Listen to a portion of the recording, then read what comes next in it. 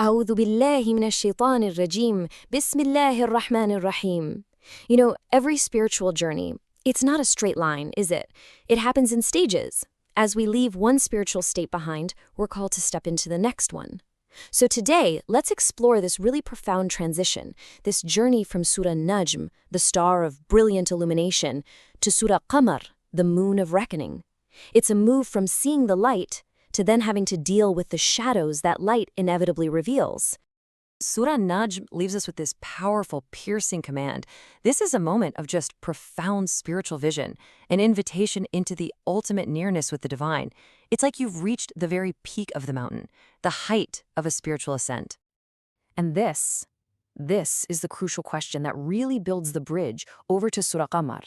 Because what happens when you get close to the real, to the truth?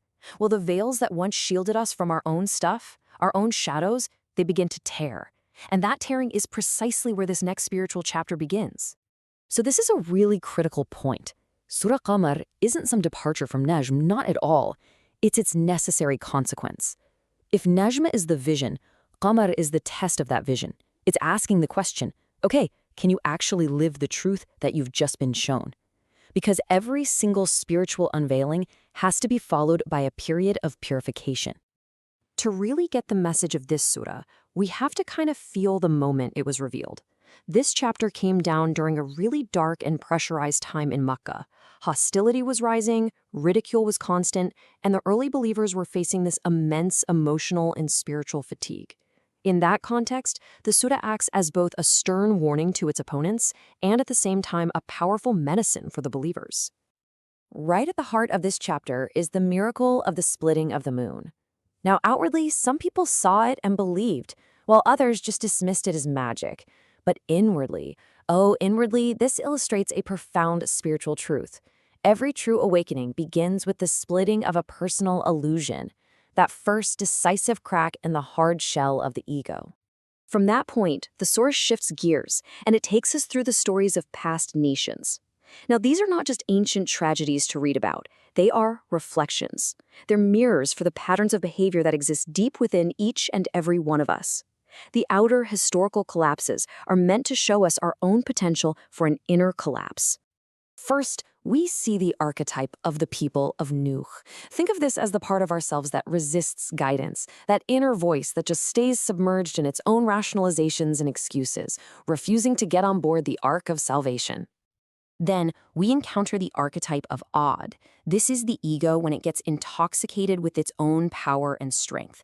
It's that part of the self that feels totally self-sufficient, almighty, and forgets the real source of all of its abilities. Next, we meet the people of Thamūd. This is the rebellious self, the part of us that knowingly and arrogantly transgresses the sacred limits that were actually set for our own protection and our own well-being. Following them, we see the archetype of the people of Lut.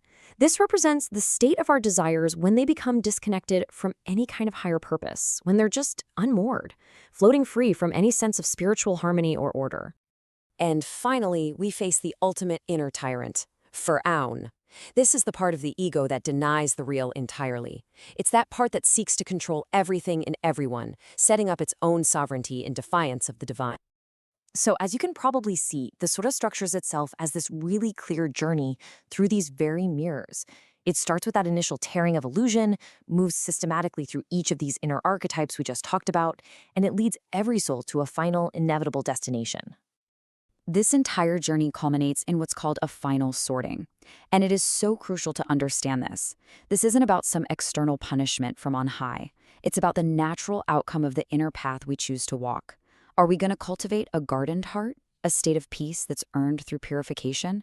Or will we be left with a burning heart, that state of turmoil that comes from abandoning the soul's true design? And this right here, this is the core teaching of Surah Qamar, to pay attention. Spiritual destruction is never some sudden, dramatic event.